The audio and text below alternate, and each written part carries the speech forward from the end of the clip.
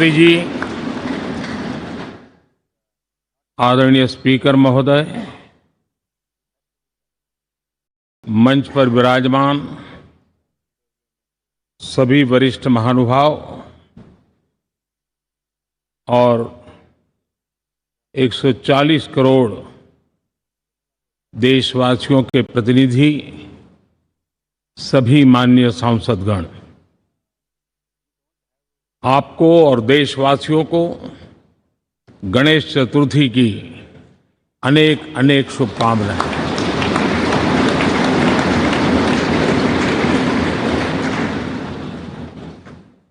आज नए संसद भवन में हम सब मिलकर के नए भविष्य का श्री गणेश करने जा रहे हैं।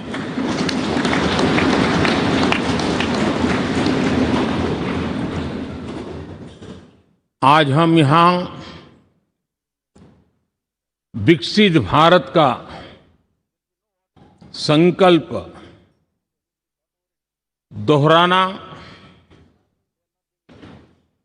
फिर एक बार संकल्पबद्ध होना और उसको परिपूर्ण करने के लिए जी जान से जुटने के इरादे से नए भवन की तरफ प्रस्थान कर रहे हैं।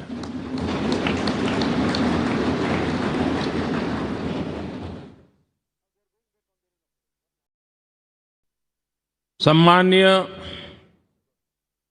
सभागृह, ये भवन और उसमें भी ये सेंट्रल हॉल एक प्रकार से हमारी भावनाओं से भरा हुआ है। हमें भावुक भी करता है और हमें हमारे कर्तव्य के लिए प्रेरित भी करता है। आजादी के पूर्व ये खंड एक प्रकार से लाइब्रेरी के रूप में इस्तेमाल होता था, लेकिन बाद में संविधान सभा की बैठक यहां शुरू हुई और उन संविधान सभा की बैठकों के द्वारा गहन चर्चा विचारणा कर करके हमारा संविधान यहीं पर आकार लिया। यहीं पर 1947 में अंग्रेजी हुकूमत ने सत्ता हस्तांतरण किया, उस प्रक्रिया का भी साक्षी हमारा ये सेंट्रल हॉल है। इसी सेंट्रल हॉल में भारत के तिरंगे को अपनाया गया, हमारे राष्ट्रगान को अपनाया गया और ऐतिहासिक अवसरों पर आजादी के बाद भी सभी सरकारों के दरमियान अनेक अवसर आए जब दोनों सदनों ने मिलकर के यहां पर भारत के भाग्य को गढ़ने के पर विचार किया, सहमति बनाई और निर्णय भी किए। 1952 के बाद दुनिया के करीब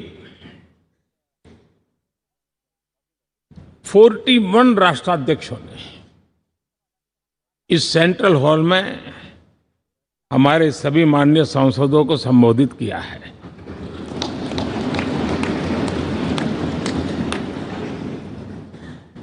हमारे राष्ट्रपति महोदयों के द्वारा 86 बार यहां संबोधन किया गया है।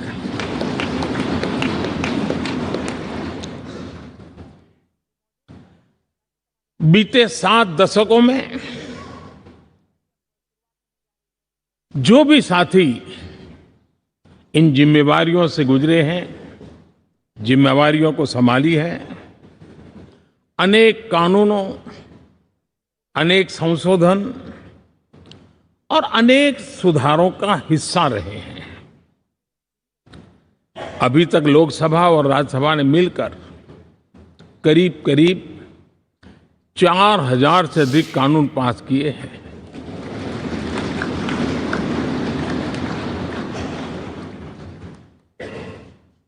और कभी जरूरत पड़ी तो ज्वाइंट सेशन के माध्यम से भी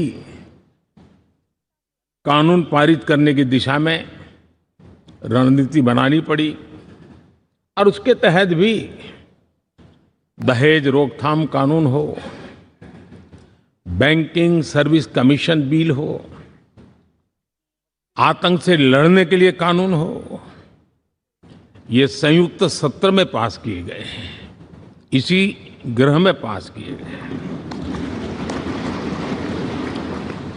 इसी संसद में मुस्लिम बहन बेटियों को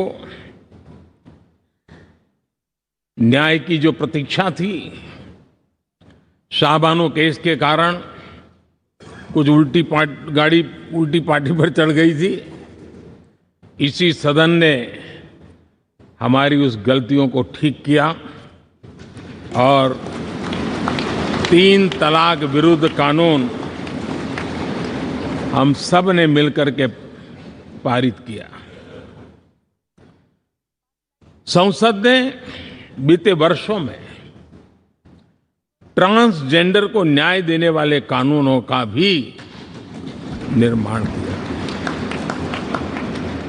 इसके माध्यम से हम ट्रांसजेंडर के प्रति सद्भाव और सम्मान के भाव के साथ उनको नौकरी, शिक्षा, स्वास्थ्य, बाकी जो सुविधाएं हैं, एक गरिमा के साथ प्राप्त कर सके, इसकी दिशा में हम आगे बढ़े। हम सभी ने मिलकर हमारे दिव्यांग जनों के लिए भी उनकी जरूरतों को देखते हुए, उनके एस्पिरेशंस को देखते हुए ऐसे कानूनों का निर्माण किया जो उनके लिए उज्जवल भविष्य की गारंटी बन रहे हैं। आर्टिकल 370 हटाने से लेकर वो विषय ऐसा रहा जो शायद ही कोई दशक ऐसा होगा कि चर्चा न हुई हो, चिंता न हुई हो और मांग न हुई हो। आक्रोश भी व्यक्त हुआ, सभागृह में भी हुआ, सभागृह के बाहर भी हुआ। लेकिन हम सबका सौभाग्य है कि हमें सदन में आर्टिकल 370 से मुक्ति पाने का, अलगाववाद, आतंकवाद के खिलाफ लड़ाई लड़ने का एक बड़ा महत्वपूर्ण कदम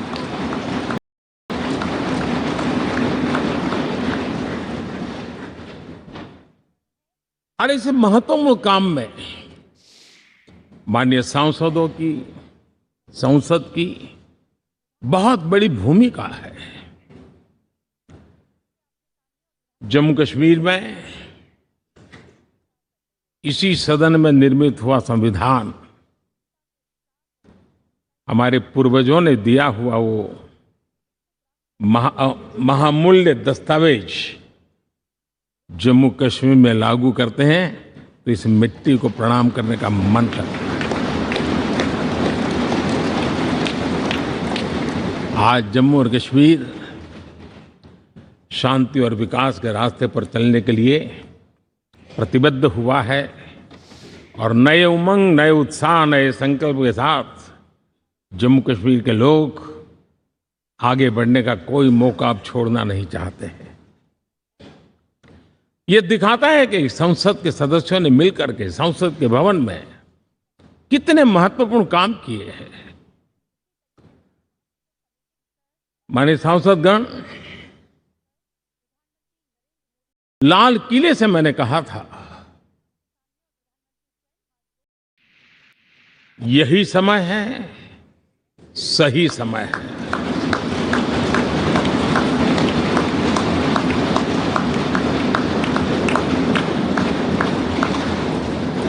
एक के बाद एक घटनाओं की तरफ हम नजर करेंगे।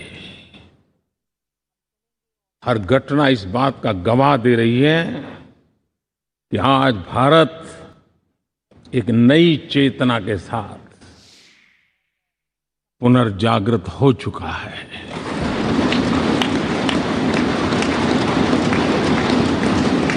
भारत नई ऊर्जा से भर चुका है और यही चेतना, यही ऊर्जा इस देश के कोटि कोटि जनों के सपनों को संकल्प में परिवर्तित कर सकती हैं और संकल्प को परिश्रम की पराकाष्ठा कर करके सिद्धि तक पहुंचा सकती है। ये हम देख सकते हैं।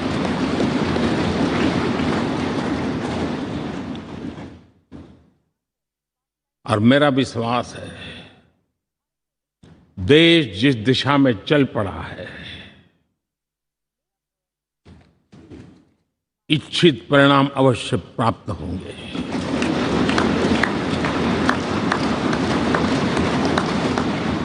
हम गति जितनी तेज करेंगे, परिणाम उतने जल्दी मिलेंगे।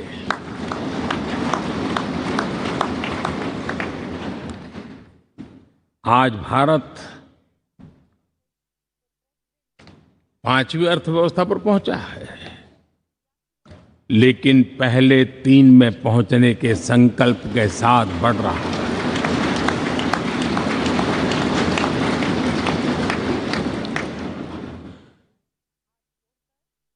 और मैं जिस स्थान पर बैठा हूं, जो जानकारियां प्राप्त होती है, उसके आधार पर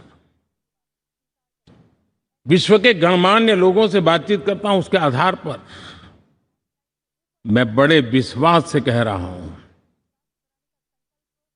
हम में से कुछ लोगों की निराशा हो सकती है, लेकिन दुनिया आश्वस्त है कि भारत टॉप 3 में पहुंच के रहेगा।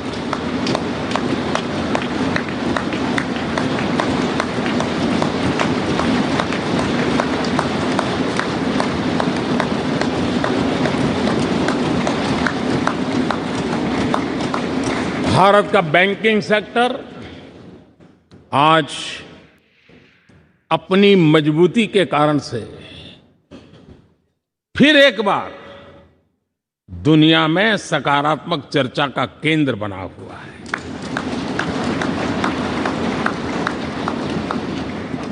भारत का गवर्नेंस का मॉडल, यूपीआई, डिजिटल स्टैक, मैं इस G20 में देख रहा था, मैंने बाली में भी देखा।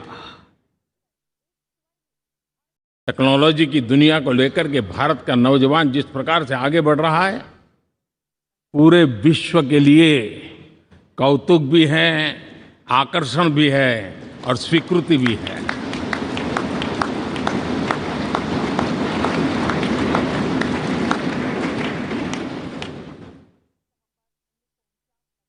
हम सब उस ऐसे कालखंड में हैं, मैं कहूंगा हम लोग एक भाग्यवान लोग हैं। ऐसी भाग्यवान समय में हमें कुछ दायित्व निभाने का अवसर आया है और हमारा सबसे बड़ा भाग्य है कि आज इंडियन एस्पिरेशंस उस ऊंचाई पर हैं जो शायद पिछले 1000 साल में नहीं रहे होंगे।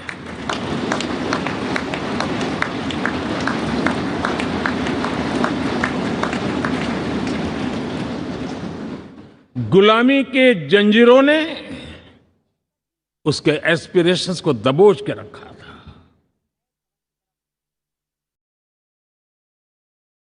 उसकी भावनाओं को तहस नहस कर दिया था।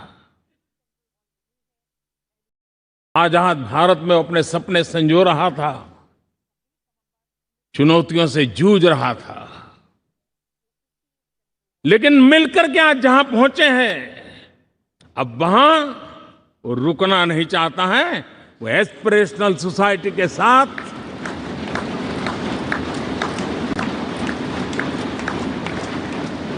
नए लक्ष्य गढ़ना चाहता है।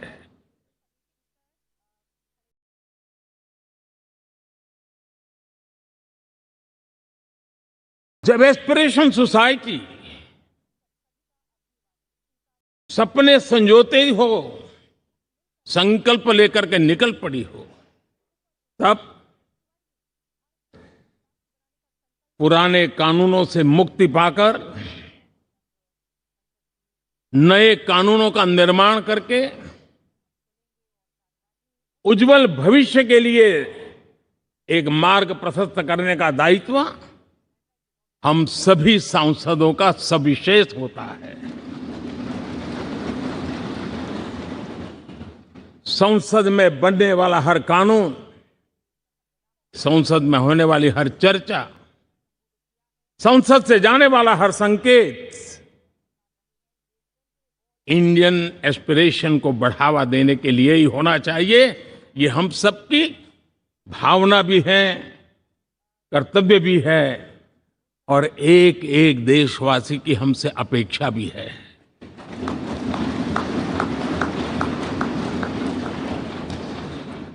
हम जो भी रिफॉर्म करें उसके मूल में इंडियन एस्पिरेशन सबसे सर्वोच्च पद पर होना चाहिए, प्राथमिकता पर होना चाहिए।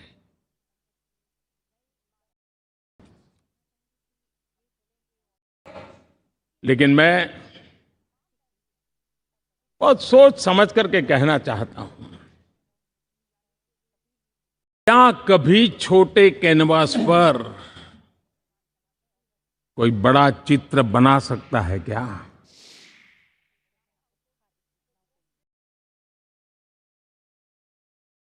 जैसे छोटे कैनवास पर बड़ा चित्र नहीं बन सकता, वैसे हम भी अगर हमारे सोचने के कैनवास को बड़ा नहीं कर सकते तो भव्य भारत का चित्र भी हम नहीं अंकित कर सकते।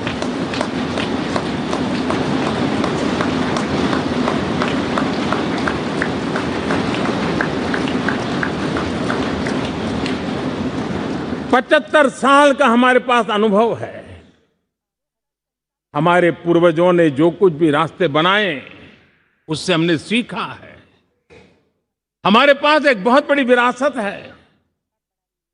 इस विरासत के साथ अगर हमारे सपने, हमारे संकल्प जुड़ जाए, हमारा सोचने का दायरा बदल जाए, हमारा कैनवास बड़ा हो जाए, तो हम भी उस भव्य भारत के चित्र को अंकित कर सकते हैं, उस तस्वीर का खाका खींच सकते हैं, उसमें रंग भरने का काम हम भी कर सकते हैं और आने वाली पीढ़ी को वो भव्य दिव्य मां भारती के हम उनको सुपुर्द कर सकते हैं। दोस्तों, अमृतकाल के 25 वर्षों में भारत को अब बड़े कैनवास पर काम करना ही होगा। अब हमारे लिए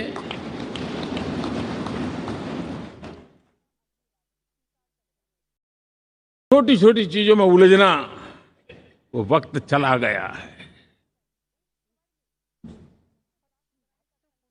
हमें आत्मनिर्भर भारत बनाने के लक्ष्य को सबसे पहले परिपूर्ण करना चाहिए और हमसे शुरुआत होती है, हर नागरिक से शुरुआत होती है।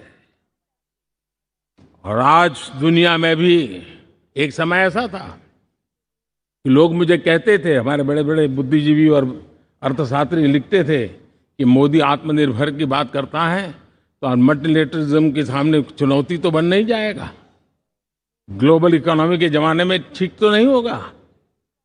लेकिन 5 साल के भीतर भीतर देखा, दुनिया भारत के आत्मनिर्भर मॉडल की चर्चा करने लग गई है।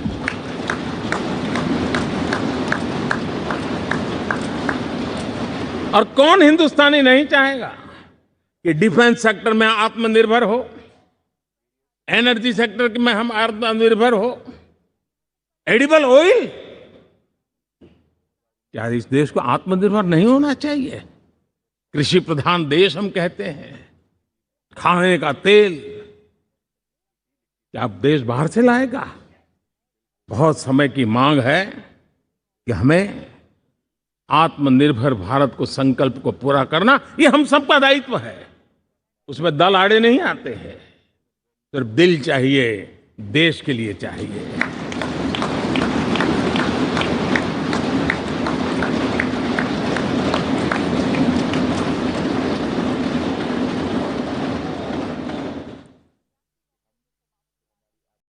हमें अब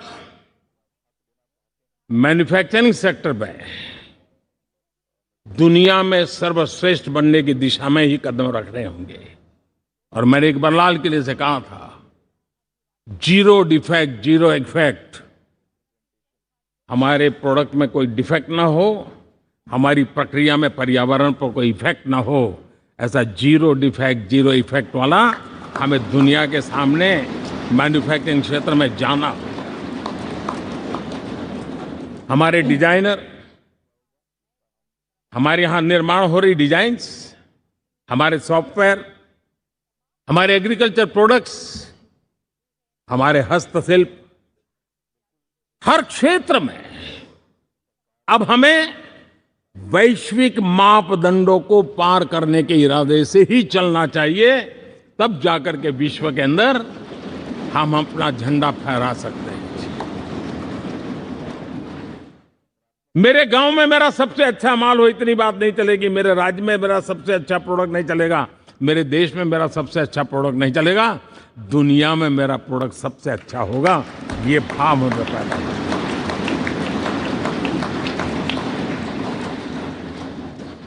हमारी यूनिवर्सिटीज दुनिया के अंदर टॉप रैंकिंग में आए, अब इसमें हमें पीछे नहीं रहना है। हमारे शिक्षा जगत को नई नेशनल एजुकेशन पॉलिसी मिली है, एक खुलापन है, सर्व स्वीकृत बनी है। उसके सहारे अब हमें चल पड़ना है। और दुनिया के टॉप मोस्ट यूनिवर्सिटीज में अभी जब G20 में विश्व के मेहमान आए तो मैंने नालंदा की एक तस्वीर रखी थी वहां।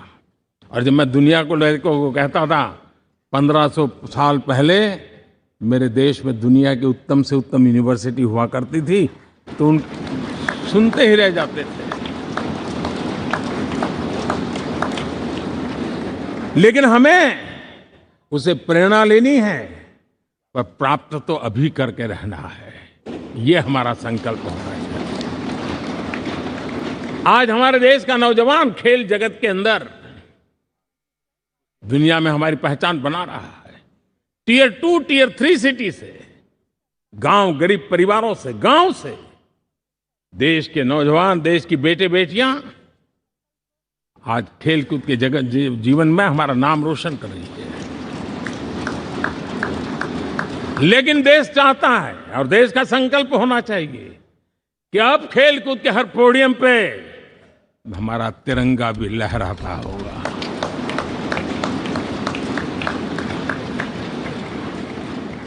हमें अब पूरा हमारा दिमाग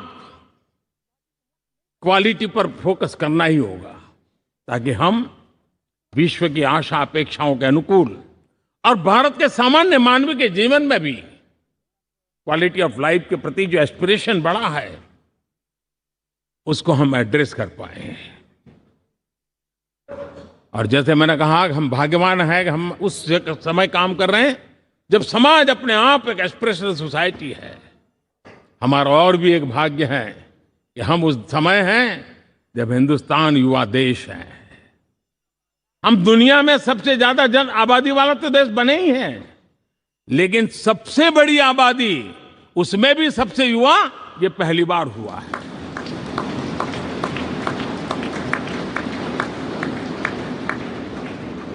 जिस देश के पास ये युवा शक्ति हो, युवा सामर्थ्य हो, तब हमें उसकी टैलेंट पे भरोसा है, हमें उसकी संकल्प शक्ति पे भरोसा है, उसकी साहस में हमें भरोसा है।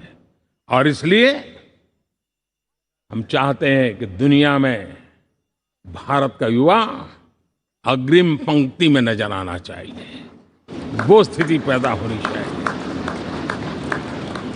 आज पूरी दुनिया को स्किल मैन पावर की बहुत बड़ी जरूरत है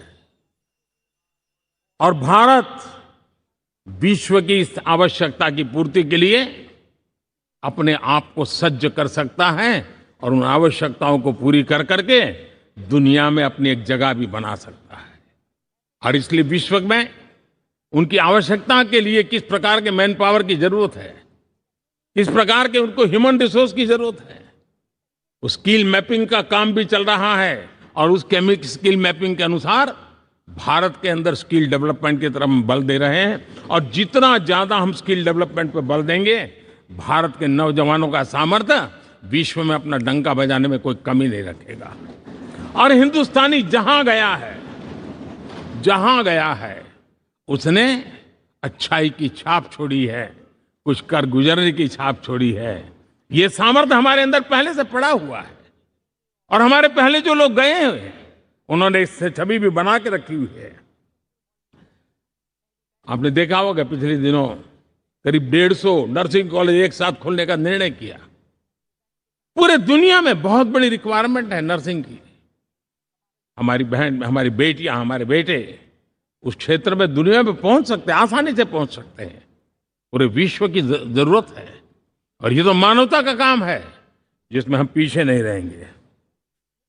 आज मेडिकल कॉलेजेस का इतना व्यापक रूप से निर्माण, देश की आवश्यकता तो पूरी करनी ही करनी है, दुनिया की आवश्यकताओं में भी योगदान दे सकते हैं। कहने का तात्पर्य यही है, हर छोटी चीज पर बारीकी से ध्यान देते हुए, उस पर अपना ध्यान केंद्रित करते हुए हमें आगे बढ़ना है। हमें भविष्य के लिए सही समय पर सही फैसले भी लेने होते हैं। हम फैसलों को टाल नहीं सकते। हम राजनीतिक लाभ नुकसान के गणा भाग के अंदर अपने आप को बंधित नहीं बना सकते हैं। हमें तो देश के एस्पिरेशन के लिए हिम्मत के साथ नए निर्णय करने होते हैं। आज सोलर पावर के सफल मूवमेंट्स हमारी भावी पीढ़ी के लिए एनर्जी क्राइसिस से मुक्ति की गारंटी दे रहा है। आज मिशन हाइड्रोजन आने वाले दिनों में जो एनवायरमेंट की चिंता है, जो टेक्नोलॉजी में बदलाव आ रहा है, उसके समाधान का रास्ता देने का सामर्थ्य रखती है। आज हमारा सेमीकंडक्टर जिस प्रकार से जीवन चलाने में हमारे हृदय की जरूरत रहती है, वैसे ही आज हमारी टेक्नोलॉजी चिप्स के बिना चल नहीं सकती। और सेमीकंडक्टर उसके लिए बहुत अनिवार्य है। उस दिशा में हम आगे जाकर के इलेक्ट्रॉनिक मैन्युफैक्चरिंग में कोई रुकावट ना आए और जीवन कहीं अटक न जाए, उसलिए एक बहुत बड़ी मात्रा में हम काम कर रहे हैं। जल जीवन मिशन, हर जिले में 75 अमृत सरोवर, हमारी भावी पीढ़ी को, हमारे बच्चे उनको कभी पानी के बिना तरसना न पड़े, इसकी चिंता हम आज कर रहे हैं। विश्व के बाजार में हमारा हर व्यापार कारोबार पहुंचे,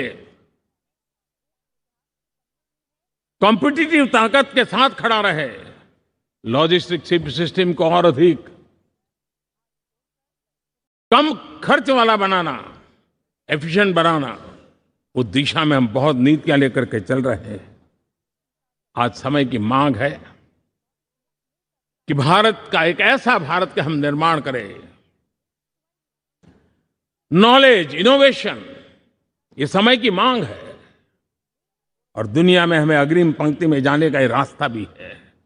और इसीलिए पिछले हमने समय नेशनल एजुकेशन पॉलिसी के साथ साथ टेक्नोलॉजी के बढ़ावे के लिए हमने रिसर्च और इनोवेशन का एक कानून भी पारित किया है, ताकि हमारे देश के नौजवानों को इस इनोवेशन के और चंद्रयान 3 की सफलता के बाद देश के नौजवानों के मन में विज्ञान की तरफ आकर्षण बढ़ रहा है।